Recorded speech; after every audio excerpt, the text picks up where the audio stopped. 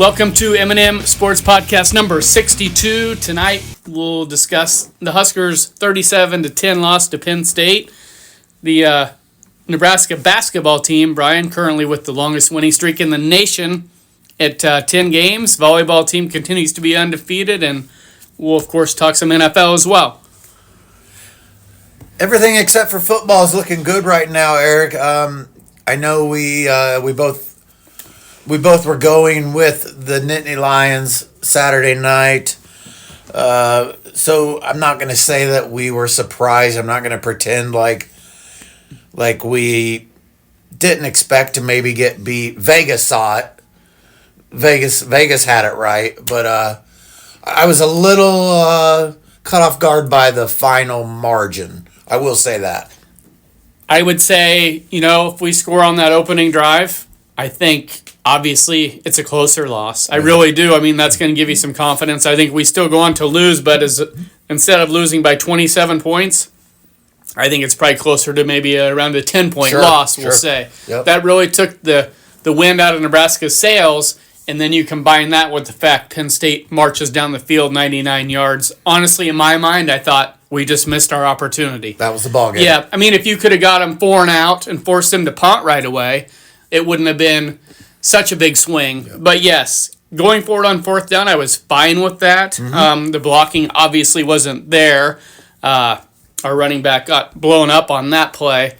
On the third down play, I wish once in a while, Brian, our lineman would get up behind Emmett Johnson or whoever is running the ball and give them a little bit of a push, a little aid, if you will, to try to help them into the end zone. Yeah. He's a small dude, powerful dude, but small. He could use a little push, a literal push. Sure. Yes. I'm not opposed to that. Right. And I agree with you. I actually said I agreed with us going for it on fourth down because my idea was in the scheme of that ball game, I didn't think a field goal was going to be enough. Right. I really thought our defense could pin them, if nothing else. But going back to that third down that you brought up, I could be wrong, but if I remember right, we brought in Harburg at quarterback on that play again. Yep, correct. Why take it out of the hands of your starting quarterback, who is a run threat? Right. Why take it out of his hands to run a gimmick play that has yet to work? They have not ran a play with Harburg all year that works. They keep going to the well. The well is dry. Granted, it's not his fault the play didn't work. Mm-hmm. The offensive linemen, if they do their job, we should be able to get a yard. Right. Yeah, I mean, I don't know. With him in there, one of these times, you have to be more unpredictable. If you're going to do that, let him throw a little quick pop pass. Pass. Yeah. Yep. Something like that to keep the defense honest. Yeah. So it's not so predictable. Run an option. Yes, something different. Yep. But, you can't just put him in the game and think all of a sudden, well, the defense they're not going to know what to do. Sure. Well, sure they know what to do. Right. The play hasn't worked all year. We're going to stuff it, and we're going to make you look like an idiot. It comes down to your two, and when you're down on that goal line, the guys that are probably the two most dangerous people are Emmett Johnson and probably your quarterback in this Latif. Because he has some mobility and he can run with it. Yeah. So play off of that. Yeah. Yeah. Maybe you run a bootleg, a play action. You do something where you give him that RPO to let him get outside and I'm going to run until that defense comes up, then I'm just going to dink it over into the end zone. I know it's easy for me to say that, and I'm getting a little emotional right now, but that's a play that works on every level of football. At some point this season, by now you would think that they would have tried something different, something to keep the defense guessing to where it's not so predictable. Well, this isn't the first time we've been stuffed inside the 3. I mean, right. We've seen this multiple times this year, and yet we haven't really tried to do anything different. Sure. I don't know. I'm not getting paid to make the play calls. It's probably good that I'm not, because I would mess it up, but I mean, you got to have a little creativity down there. Sure, but yes, I was fine going for it. I'm gonna stand by that. Yeah. Somebody said, "Why don't you take the 3 points?" I said, "No." I said, "In my opinion, you're playing on the road as an underdog. You go for it there every time." Yeah. Now this game upcoming versus Iowa, you kicked a field goal. Yeah, because points are more valuable in what you view as probably a low-scoring game against Iowa, and you're playing at home. When you're on the road as a dog, you got to take some chances. Sure you do. Sure. Yeah, so I was fine with going for it. But yes, as far as the play calling, I was hoping for better. Yeah, you're 100% correct. Against Iowa, you're probably, historically, we're looking at like a 13-10 ball game. Yep. So, yeah, you kick it. Yep. But when you're on the road facing a crowd of 100,000 people, you want to quiet them down. Mm-hmm. You want to take them out of it. A quick score does exactly that. Right. And instead it backfired. Speaking of attendance, just over 105,000. 105, yep. Okay. Announced attendance at Beaver Stadium. It's a good crowd. Yep. Absolutely. Their fans come out and that's good support for a team that was supposed to contend for a national title this year and may not get into the postseason at this point. Right. But no, going into that last game before Penn State, I was hoping we could win 2 out of the last 3, and that's still a possibility. We need to beat Iowa. We all know that. That being said, you know what the experts in Vegas are saying as far as the point spread on that one? I'm guessing it's Iowa, and I'm guessing it's probably a field goal roughly. I'm about to look again, but last time I checked, Iowa was a 5-point favorite. Ooh, that's a little more than I would have guessed. Kind of surprised me. I was guessing 3 at the most. Sure. Because we assume it is going to be such a low-scoring game. Yeah, I would lean 3.5 even, but I don't. But where does Iowa's strength lie, Brian? We all know that. Well, they're going to run the ball. Their physicality in general. Sure. Where is our biggest weakness? We have not been able to stop it. That is probably the reason that Vegas has them as a bigger favorite than you and I would have guessed. So. Currently a 6-point favorite. Oh my goodness! Okay. 6, and the over and under is 38.5. So yes, they are anticipating a lower scoring game. I don't think we'll hit that 38.5, to be honest with you. But, this to me all of a sudden, Eric, this becomes not only a game we need to win. This is a must win. I'm going to come out and just say this right now. Our season boils down to this one game, because if we lose this game, this season was a bust. I will argue with anybody on that. I just, even with the Iowa injury, huh? Yeah. Okay, that doesn't change anything for you, because some might say my expectation before the year was I wanted nothing less than 8 wins. Yep. But once he got injured, somebody could come back and say, because he got hurt, I would settle for 7, but that's not you. It's not. I feel like there's a reason that we pay these kids now. Mm-hmm. Whether he's a freshman, backup, it doesn't matter. He's talented enough to win a ball game for us. So the fact that we got blown out, like I'm going to say blown out because it wasn't close. That was disappointing, and that leads me to believe, I don't want to be negative, but I don't think we have a chance Friday against Iowa. I hate to be that way. It's just not the best matchup because of our lack of physicality in general. Defensive line and offensive line. Well, we said last week the Penn State game would come down to the offensive line and defensive line, and it did. Mm-hmm. The offensive line did not open up holes. Right. Did not protect, and our defensive line, they were non-existent. Right. No, so I'm trying to, before the year, I predicted 8 wins. Yes. We currently stand, obviously, at 7 wins, and I'd say based on the schedule that was presented to Nebraska this year, I would say anything less than 8 would also be disappointing for me. And that's a great point you bring up, because the schedule that we have this year, it doesn't doesn't align much better than it really doesn't. Yeah. So yes, I'm kind of in the same ballpark as you as far as I don't want to use the Raiola excuse as a reason to give them a pass if they don't get to 8 wins. Sure. I think they need to get to 8. Obviously, they're going to a bowl game regardless, but you get that 8th win, you get yourself into a better bowl against better competition, and that's only going to help you come next year. So, yes, I would be disappointed. I don't know. I'd say mildly disappointed, not disappointed because we missed out on a bowl. Like, at times that's happened in the past. But definitely disappointed, especially because it's Iowa. You have to start beating those teams. Yeah, you've said that. You've brought that up many times. Eventually, we have to start beating these teams. We can't. You're not gonna beat the Ohio States of the world until you start beating the Iowas of the world, the Minnesotas of the world. Like I said, all due respect to those schools, they get the most out of their dudes. But they're not juggernauts. Right. They're not. We're Nebraska, and our expectations will always be higher because of what we have done in the past. Whether that's fair or not, it's not for me to say, but that's the way it is. When you accomplish what they've accomplished, you always expect great things. Well, I'm going to say right now that a couple things that stand out to me right now that could really have changed our season. One of them for sure is the loss to Minnesota.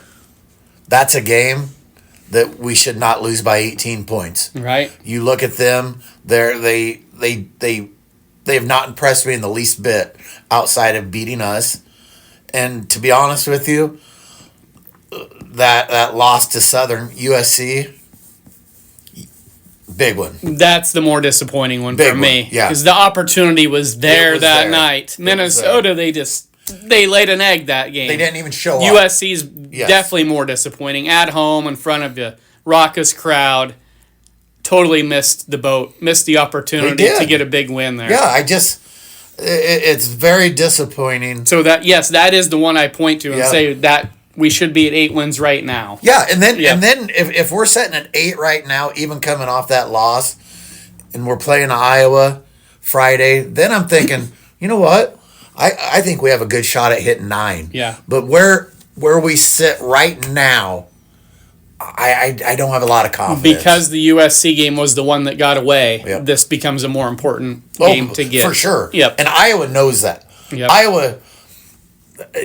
Iowa could have one win coming into this game, and they're going to have it circled because they know that they are in our heads. Mm-hmm. And it's just going to depend on which of our teams decides to show up. Yeah, we got to go out and play a tough brand of football. Yeah, you get shoved around, you're not going to win based on something unforeseen. You could still win the turnover battle, but no, go out there and impose your will a little bit. Are we capable of that, do you think? Do we have the horses to be able to do that? Maybe not.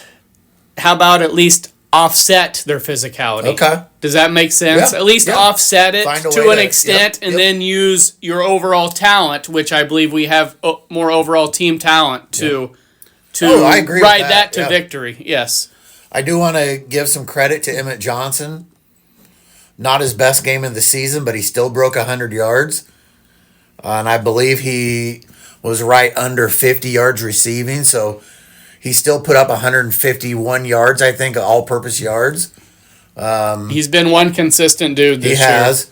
Little disappointed this afternoon. It was announced he was not one of the 3 finalists for the Doak Walker Award. However,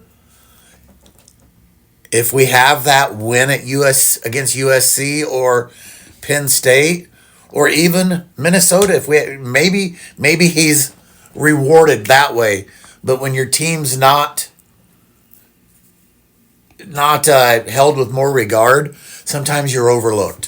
I know how you can prove them wrong. You go out and have a big game against Iowa, and then you go and have a big bowl game. That's how you make them say, yeah, we messed up. He should have been one of the 3. Especially against Iowa. If he could go out and put up 125, 150 yards on the ground and another 50 or 60 through the air against a tough Iowa defense, that would bode pretty well. Offensive line, just give him a little help. Yeah. That's all he needs. Just give him a little help. Give him a crease here or there, and he'll hit the hole.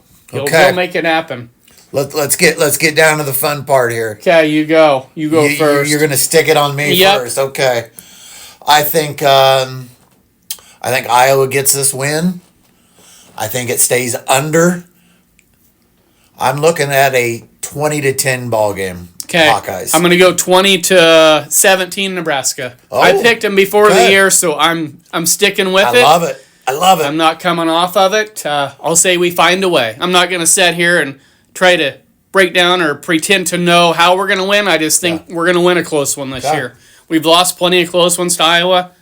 I say we find a way. 20-17 Huskers get to that 8th win. I hope with everything inside of me that I'm wrong and you're right, Eric. We're going to find out Friday, 11 o'clock, Memorial Stadium in Lincoln. Let's do it. Okay, on a positive note, Brian, Nebraska basketball team, longest winning streak in the nation. I don't know if and when that's ever happened before, but their 10-game winning streak right now is the longest in the nation. And I think, I want to say I read last week, Eric, that we have a long winning streak of 11. That's a program record.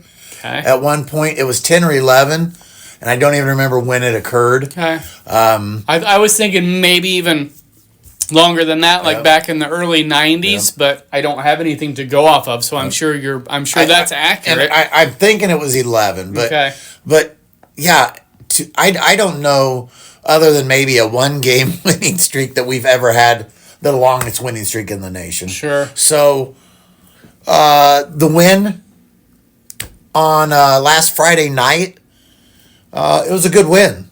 That solidified where we're at right now a little more. It was a little better competition. Neutral site win, but those neutral site wins weigh pretty heavily come NCAA tournament time. Exactly. Yes. Anything you do right now, it's going to get measured at the end of the year, as we all know, good or bad. Yes. And right now, 3 wins over, Oklahoma, New Mexico, and then this last win.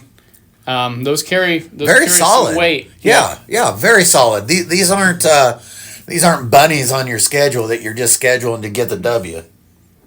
Exactly. Yeah, that 86-85 win over K-State, I would assume that K-State will make the tournament. It's too early to say, but they have potential. Yeah, they're right there for Oklahoma, sure. That would be one for sure, I would say. They should probably get in. Yeah. In New Mexico, I'm not going to make a prediction there. But yeah, the 105-99 win over Oklahoma, 84-72 over New Mexico, and then that thrilling 86-85 win over K-State where Nebraska built an early lead. K-State claws back in front, and Nebraska wins it late with a free throw by Hoiberg. Yeah. With, I believe, a second left. Wins it for Nebraska and gets them to that 10-game winning streak dating back to last year. 2-0 against former Big 8 foes now. Yeah, that was just a great win. Hoiberg stepping up. Yeah, that was big. Little controversy at the end. Clock. The referees going to the scorer's table after a missed free throw to add time back. I don't quite understand the ruling on that. I don't know what's what.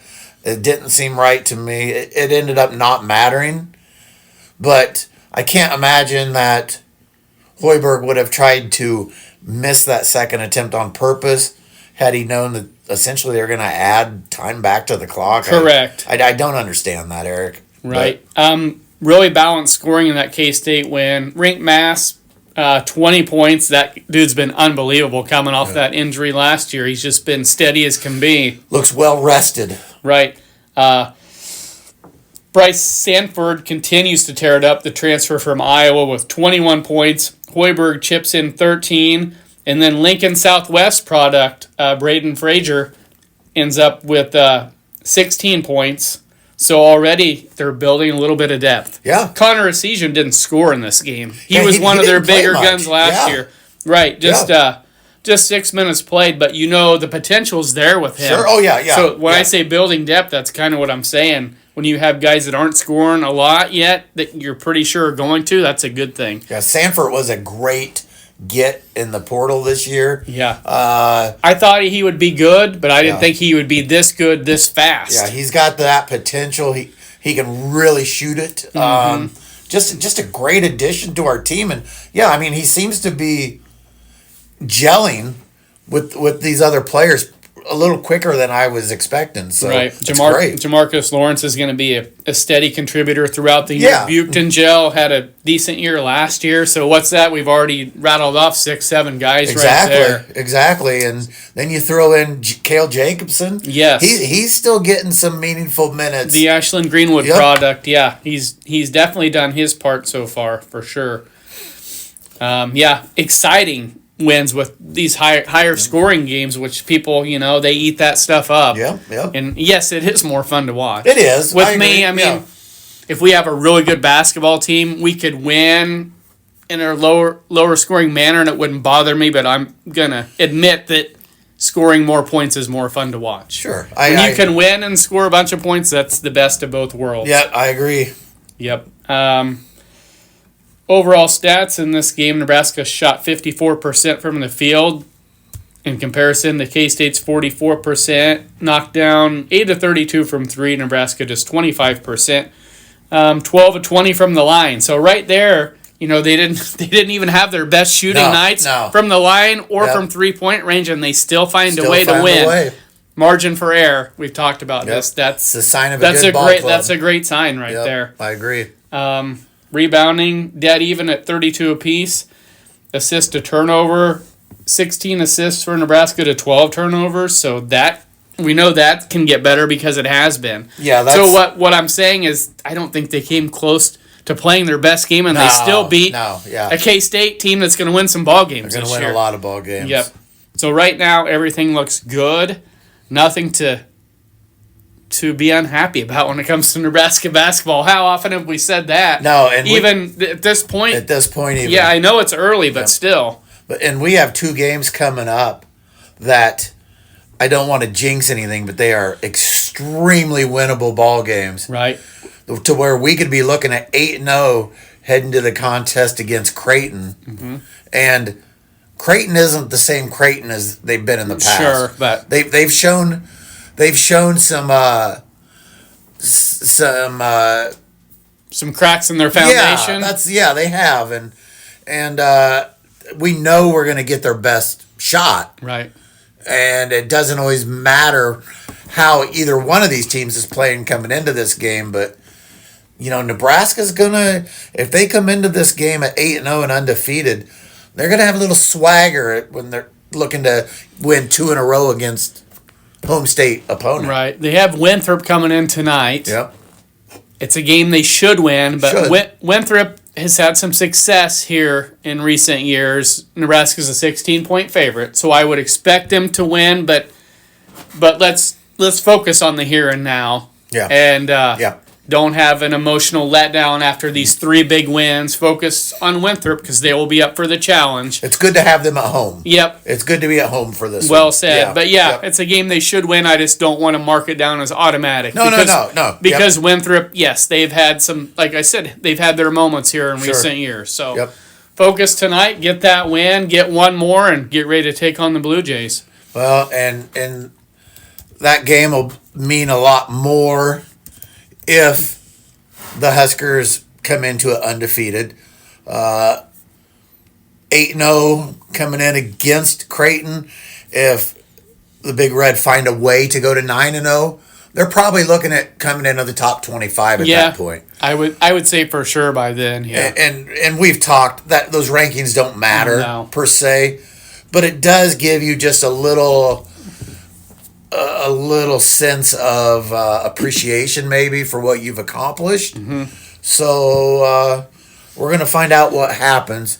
But right now, the Big Red are looking pretty solid. It's all about building that resume for March. Yes. You're doing that right now. You're already doing it. You're starting to build that resume with these last 3 wins. Every win, but yes, these named teams that you've beat here, that's going to carry some weight as we all know. So just continue to take each game at a time and go from there. let's just move on real quick here to volleyball, Eric. Let's just a real quick recap. The Big Red moves to 28-0 for the season, with a couple more wins last week. One of them over the 17th ranked Indiana Hoosiers. Again, straight sets. Nebraska's a well-oiled machine right now. They're not showing any cracks in the foundation. Right. The win over the weekend gives Nebraska the Big Ten championship.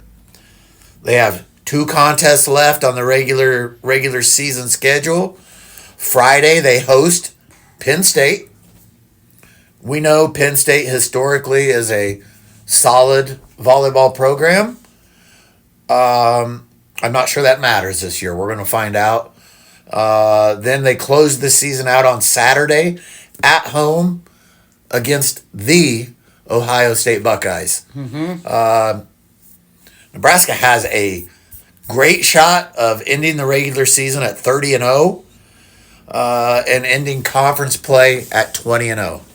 I mean, I don't know why anyone would doubt that they can pull that off right now. Yeah, right now. Yeah. Anything's possible, but man, they've been on a roll.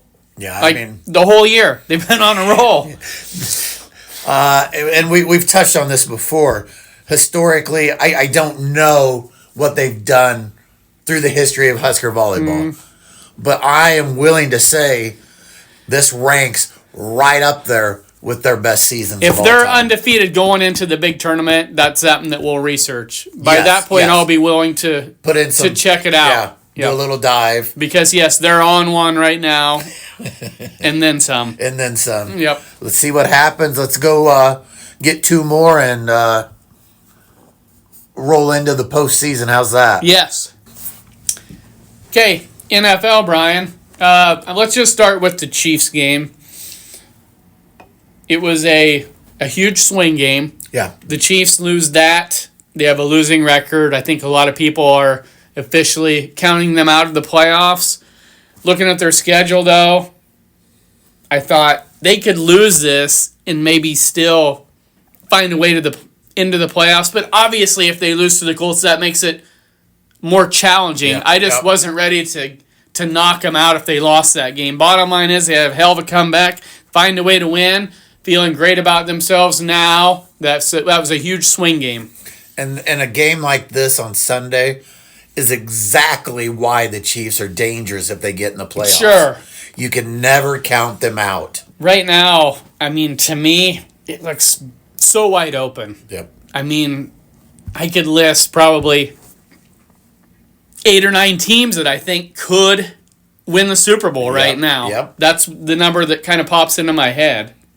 Yeah, there's it's really hard to say right now that there's a clear-cut favorite to win that. Yeah. Yeah, I agree. think whoever is the healthiest and the hottest at the right time is going to win it this year. That's what it looks like to me. And yeah, there's no reason the Chiefs can't do it.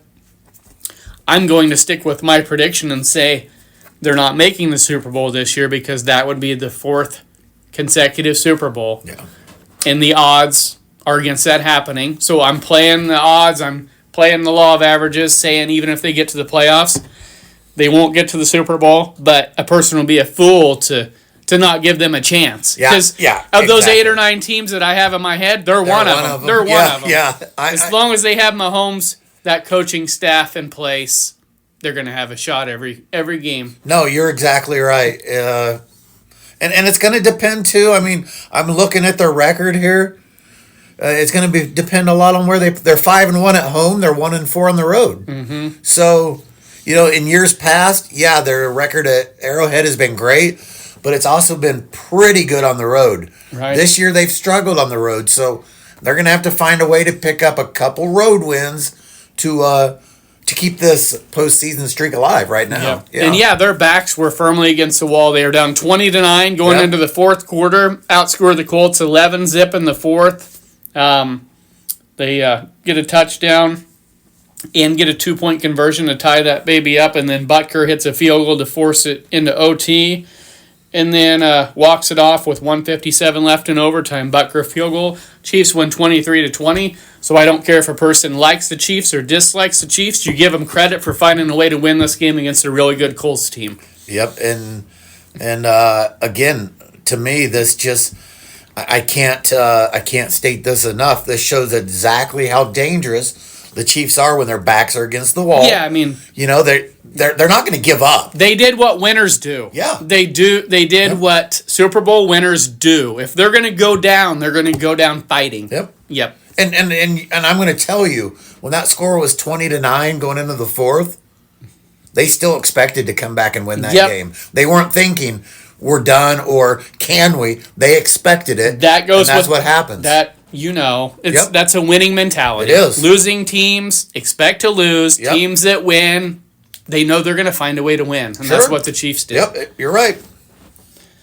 That was probably one of the bigger regular season games the Chiefs have had in a long time. Yep. Regular season. Great win sure. for them. Great win. Yep. So it'll make things that much more interesting going into this week's games for sure. Any other surprises out there this week? I was just looking. The Bears, I believe their point differential is like -3. So yes, there's a little bit of fluke circumstance with what they've done, but you still have to give them credit.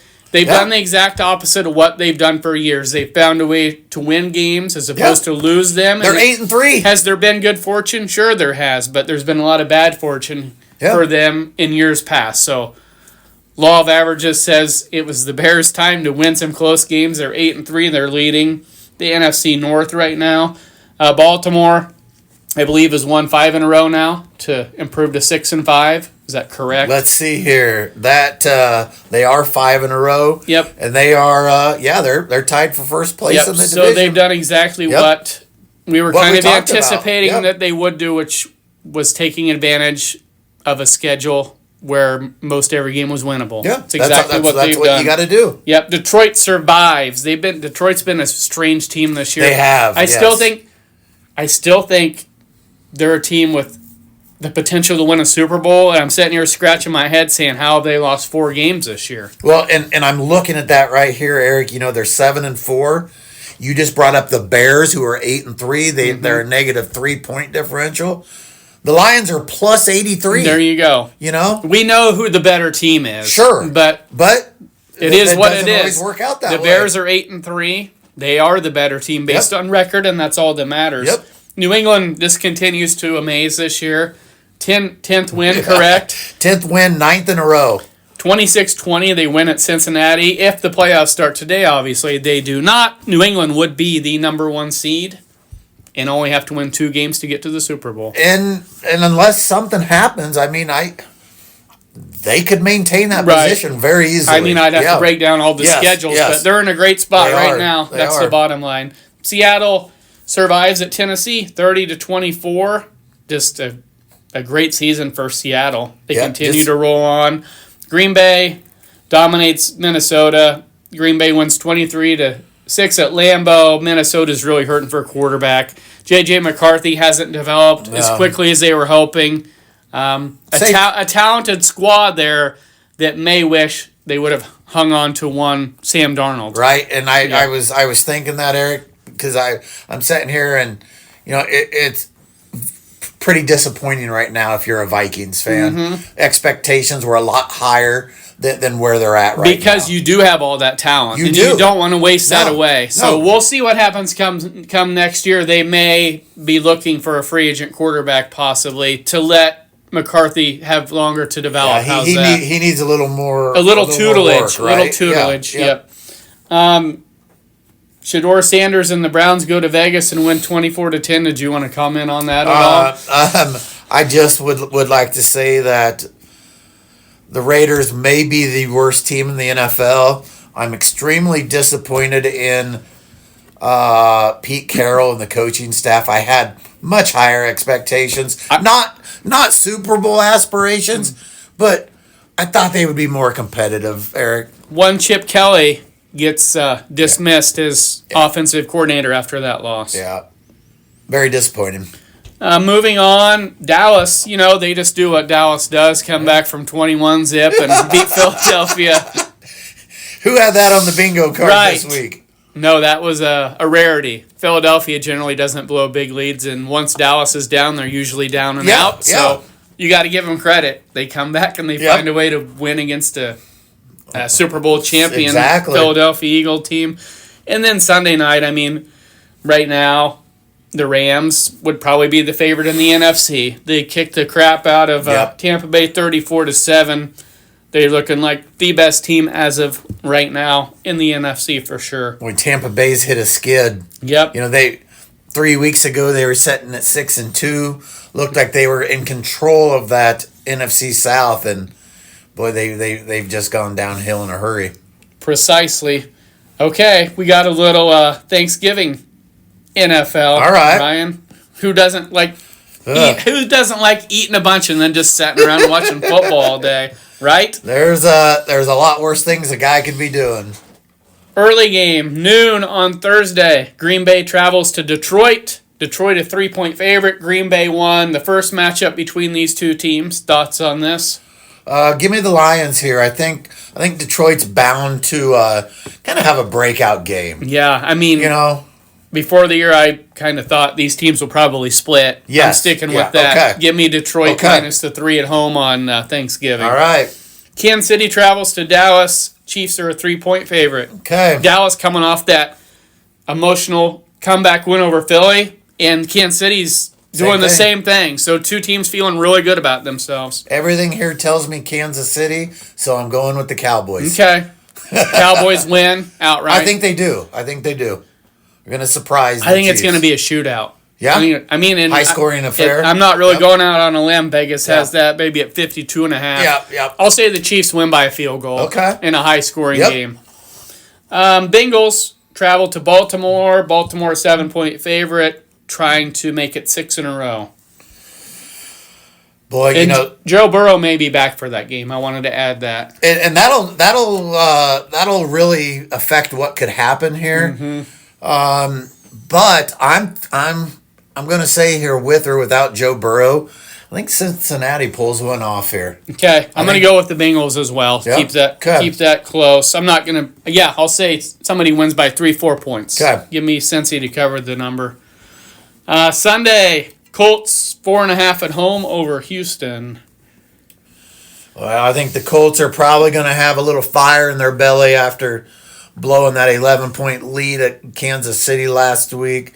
I think the Colts come out and win this ball game. Okay, Tampa Bay 3 at home over Arizona. Tampa Bay trying to get back on track against a struggling Arizona squad. Tampa has now lost 3 in a row. Losses to New England, Buffalo, and the Rams. Yeah, good opponents, but so this would be a good game for them to get back on track. And I think they do. I think they win in a pretty big way. Give me Tampa minus the 3 as well. Baker Mayfield questionable right now. Okay. With that sprained left shoulder, so yet to be determined there. Backup for Tampa Bay. Who do they have? Do you know? Not off the top of your head. That's fine. I don't know either. So okay. Rams go to Carolina, and the Rams are a 10.5-point favorite. I don't have any reason to think that the Rams can't cover that 10.5. Let's move on to San Fran. The Niners are 8-4. They travel to Cleveland to take on Shedeur Sanders and the Browns. I don't believe this game's close. I think San Fran comes in and imposes their will on a very bad Cleveland team. Cleveland's 1-game winning streak comes to an end. Minnesota heads to Seattle, and the Seahawks are a 10.5-point favorite. J.J. McCarthy's in concussion protocol right now. I don't know who's starting for the Vikings. Does it matter here? I mean, I think Seattle wins outright.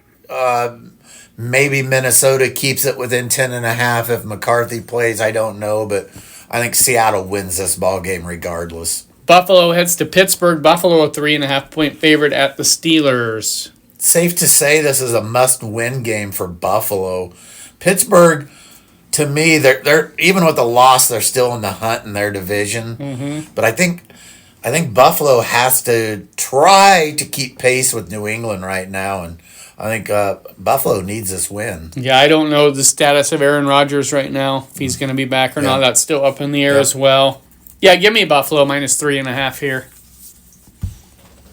Moving on, Vegas travels to LA to take on the Chargers. Chargers 9.5 at home. I mean, it kills me to say this, but I don't think the Raiders stand a chance. Denver goes to Washington. The Broncos 6.5 at a depleted Washington squad. Yeah, this isn't quite the matchup that we thought it was going to be when the season started. This looked like it would be a marquee matchup. Mm-hmm. We had high expectations for both teams, but at this point in the season with the injuries and everything at Washington, I think I would be hard-pressed to say that Denver doesn't get the W here. And then on Monday night, the Giants travel to the red-hot New England Patriots. New England 7.5 at home over the Giants. You know, the Giants' record doesn't necessarily scream that they've been a great team, but they've kept some ball games close. Right.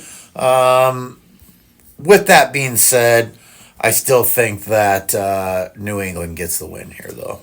Okay. That recaps our NFL predictions. Plenty of action to keep an eye on. Yeah, I know we got the games here in college on Friday, day after Thanksgiving. Give us something to do. Give us something to watch. We got some Husker basketball games this week. Some big games. The Lady Husker women volleyball team. 2 more wins, trying to cap off an undefeated regular season. And, maybe we'll have a little clearer picture of where some of these NFL teams are headed after this week. Right. Here's one that I failed to mention. Okay. Friday. This is Friday. The Bears travel to the Eagles. Eagles 7-point favorite. That's one of the better games of the weekend. Ooh. They snuck a Friday one in on us. I guess I didn't even. Yeah. Yep.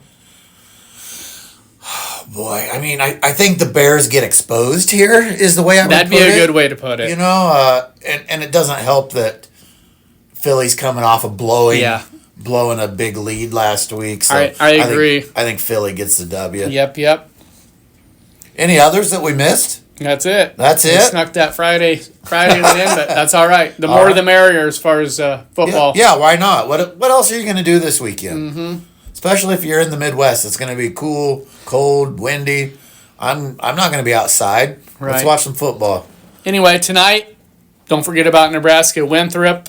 Plenty to watch like we've discussed. We'll be back here next week.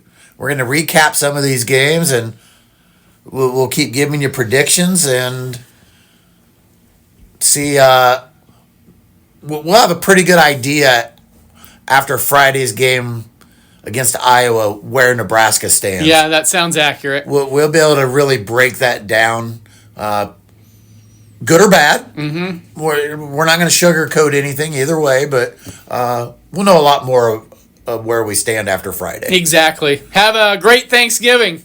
See you next week.